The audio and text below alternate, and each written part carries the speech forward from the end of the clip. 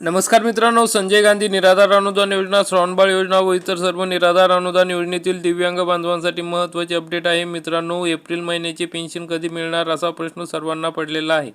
कारण की एप्रिल महिन्याची पेन्शन हे दिव्यांगांना दिव्यांग सक्षमीकरण विभाग यांच्यामार्फत दिले जाणार आहे. तसेच इतर जे संजय गांधी निराधार अनुदान योजनेतील लाभार्थी आहेत त्यांना 1,500 रुपयाप्रमाणे SAS.maha.it.org या वेबसाईटवरून दिल्या जाणार आहे. म्हणजे या DBTद्वारे दिले जाणार आहे. एप्रिल महिन्याची पेन्शन कधी मिळणार असाच प्रश्न सर्व लाभार्थ्यांना पडलेला आहे. कारण की अनेक लाभार्थ्यांना मार्च महिन्याचे पैसे मिळालेले नाही.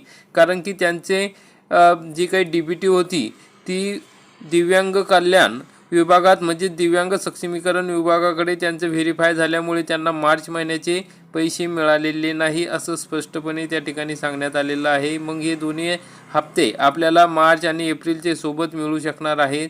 कारण की मित्रांनो, आता दिव्यांग बांधवांना दिव्यांग सक्षमीकरण विभागामार्फत हे पैसे दिले जाणार आहे. इतर जे लाभार्थी आहेत त्यांना विशेष सहाय्य योजनेमार्फतच पैसे दिले जाणार आहे. त्यामध्ये विधवा महिला असतील, ज्येष्ठ नागरिक असतील, तसेच इतर काही आजारी व्यक्ती असतील, जे निराधार असतील त्यांना 1,500 रुपयाप्रमाणे हे पैसे वाटप केले जाणार आहे.